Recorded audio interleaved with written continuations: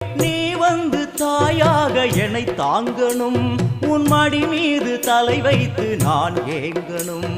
சலனங்கள் இல்லாமல் மனம் தூங்கணும், மனம் தூங்கணும், மனம் தூங்கணும். எங்களுக்கு குறையும் உண்டு, அதனை நான் அழுது சொல்லலாமா?